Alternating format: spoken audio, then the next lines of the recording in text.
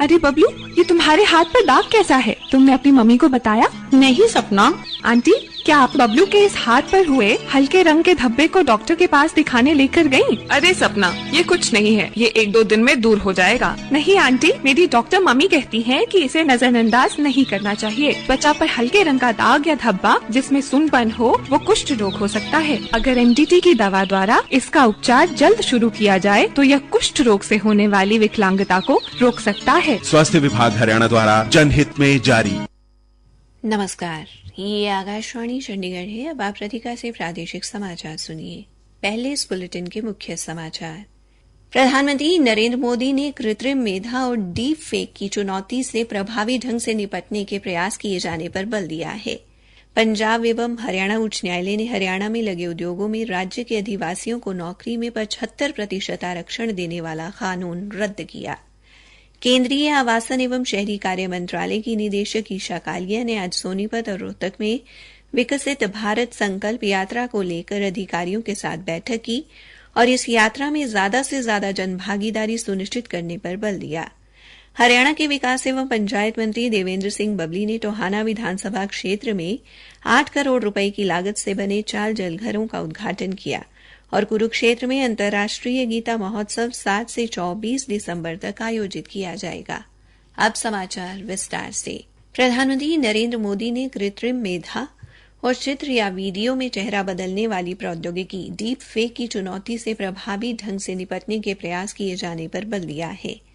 प्रधानमंत्री ने आज नई दिल्ली में भारतीय जनता पार्टी द्वारा आयोजित दिवाली मिलन कार्यक्रम में पत्रकारों से लोगों को इन प्रौद्योगिकियों से उत्पन्न चुनौतियों के बारे में जागरूक एवं शिक्षित करने का अनुरोध किया। प्रधानमंत्री ने विकसित भारत की परिकल्पना के अनुरूप देश को आगे बढ़ाने पर भी बल दिया। उन्होंने कहा कि विकसित भारत हमारे लिए केवल एक शब्द नहीं बल्कि अब ये एक जमीनी हकीकत है। उन्होंने विश्वास व्यक्त किया कि भारत के वर्ष 2047 तक विकसित राष्ट्र बनने का पूरा सामर्थ्य है।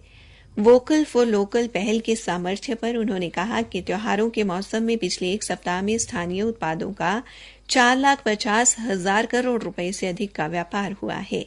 उन्होंने कहा कि दुनिया भारत के बढ़ते कद को देख रही है और अब देश रुकने वाला नहीं है। उन्होंने कहा कि सरकार के संगठित प्रयासों से हाल के वर्षों में 13,50,000 लोग गरीबी रेखा से बाहर निकले हैं। पंजाब एवं हरियाणा उच्च न्यायालय ने आज हरियाणा सरकार द्वारा राज्य के अधिवासियों को हरियाणा में लगे उद्योगों में 75% आरक्षण देने वाले कानून हरियाणा राज्य स्थानीय उम्मीदवार रोजगार अधिनियम 2020 को रद्द कर दिया। न्यायमूर्ति गुरमीत सिंह और न्यायमूर्ति हरप्रीत कौर जीवन की पीठ ने फरीदाबाद उद्योग संघ एवं अन्य याचिकाकर्ताओं द्वारा दायर याचिकाओं का निपटारा करते हुए ये फैसला दिया। उल्लेखनीय है कि सरकार ने इस अधिनियम को नवंबर 2021 में अधिसूचित किया था और इसके अंतर्गत गत वर्ष 15 जनवरी से 30,000 रुपए से कम मासिक वेतन पर स्थानीय युवाओं को निजी क्षेत्र की नौकरियों में 75% आरक्षण देना अनिवार्य किया गया था।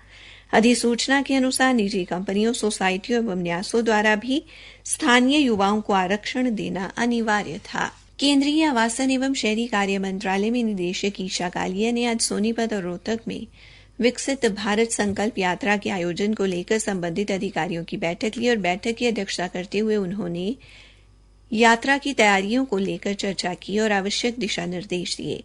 सोनीपत में उन्होंने कहा कि विकसित भारत संकल्प यात्रा जिले में अगले हफ्ते शुरू होगी। उन्होंने दोनों जिलों में अधिकारियों से यात्रा संबंधी समारोह खुले स्थानों पर करवाने को कहा ताकि लोग सुविधापूर्वक इसमें भागीदारी कर सकें। श्रीमती कालिया ने कहा कि यात्रा के सफल एवं भव्य आयोजन के लिए बेहतरीन तालमेल एवं एकजुटता के साथ प्रयास करने की जरूरत है।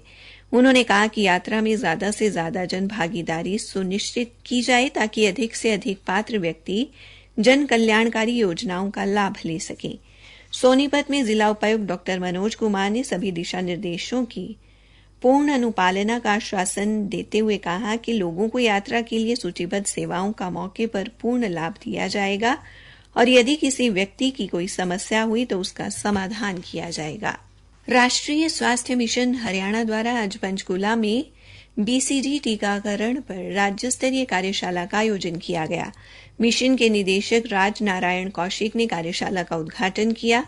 हरियाणा स्वास्थ्य सेवाओं के महानिदेशक डॉक्टर RS पुनिया, राष्ट्रीय स्वास्थ्य मिशन हरियाणा के निदेशक डॉक्टर कुलदीप सहित विभिन्न अधिकारियों ने कार्यशाला में शिरकत की। इस अवसर पर श्री कौशिक ने कहा कि क्षय रोग के मामलों में गिरावट की वैश्विक दर 1.5 से 2% है, जो क्षय रोग के उन्मूलन के लक्ष्यों की प्राप्ति के लिए पर्याप्त नहीं है। उन्होंने इस दौरान नियमित टीकाकरण की समीक्षा भी की और सभी जिला टीकाकरण अधिकारियों को बाल टीकाकरण में सुधार करने के निर्देश भी दिए। प्रादेशिक समाचार आकाशवाणी चंडीगढ़ से प्रसारित किए जा रहे हैं। आकाशवाणी चंडीगढ़ के समाचार सेवा प्रभाग द्वारा मेरी माटी मेरा देश अभियान के तहत शुरू की गई प्रश्नोत्तरी प्रतियोगिता का आज का प्रश्न है, 18 नवंबर को किस क्रांतिकारी की जयंती मनाई जाती है? अपने उत्तर newsairchd@gmail.com पर तुरंत मेल करें। कल पूछे गए प्रश्न का उत्तर है, 16 नवंबर 1915 को 7 स्वतंत्रता सेनानियों करतार सिंह सराभा, विष्णु गणेश पिंगले, हरनाम सिंह, जगत सिंह, सुरेंद्र सिंह छोटा व बड़ा और बख्शी सिंह को फांसी दी गई। और ये सही उत्तर देने वाली हमारी विजेता है पंजाब के बठिंडा से अमनप्रीत कौर। हरियाणा के विकास एवं पंचायत मंत्री देवेंद्र सिंह बबली ने आज टोहाना विधानसभा क्षेत्र के 4 गांवों में नहरी पानी आधारित जलघरों का उद्घाटन किया। इन जलघरों का निर्माण गांव भोड़ी, गुल्लरवाला, रसूलपुर व दमकौरा में 8 करोड़ रुपए की लागत से किया गया है। इस अवसर पर श्री बबली ने कहा कि प्रदेश के लगभग 29 लाख घरों में जल जीवन मिशन के तहत नल से जल पहुंचाया गया है। प्रधानमंत्री नरेंद्र मोदी ने मन की बात कार्यक्रम के लिए लोगों से सुझाव मांगे हैं। ये कार्यक्रम आकाशवाणी पर 26 नवंबर को प्रसारित किया जाएगा। श्री मोदी ने इस बात पर प्रसन्नता व्यक्त की है कि इस महीने में मन की बात कार्यक्रम के लिए बड़ी संख्या में सुझाव मिल रहे हैं। एक सोशल मीडिया संदेश में प्रधानमंत्री ने लोगों से माईगोव या नमो ऐप पर सुझाव देने का आग्रह किया है। हरियाणा के कुरुक्षेत्र में अगले महीने की 7 से 24 तारीख तक अंतर्राष्ट्रीय गीता महोत्सव का आयोजन किया जाएगा। एक सरकारी प्रवक्ता ने बताया कि महोत्सव के मुख्य कार्यक्रम 17 से 24 दिसंबर तक आयोजित किए जाएंगे। इस वर्ष मुख्य सांस्कृतिक कार्यक्रमों के लिए ब्रह्म सरोवर के पास पुरुषोत्तमपुरा बाग में मुख्य पंडाल सजाया जाएगा। उन्होंने बताया कि इस बार गीता जयंती 23 दिसंबर को मनाई जाएगी। इस दिन दीप उत्सव, दीपदान और 18,000 विद्यार्थियों का वैश्विक गीता पाठ होगा। गीता महोत्सव में शिल्प एवं सरस मेला भी 7 से 24 दिसंबर तक चलेगा।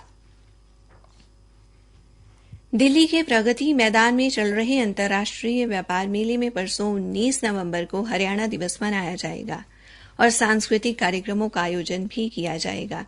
हरियाणा व्यापार मेला प्राधिकरण की मुख्य प्रशासक श्रीमती जी अनुपमा ने बताया कि इस अवसर पर प्रदेश के बिजली मंत्री मुख्य अतिथि के तौर पर शिरकत करेंगे। उन्होंने बताया कि मेला परिसर स्थित एम्फी थिएटर में हरियाणवी कला एवं नृत्य की मनमोहक प्रस्तुतियां देखने को मिलेंगी।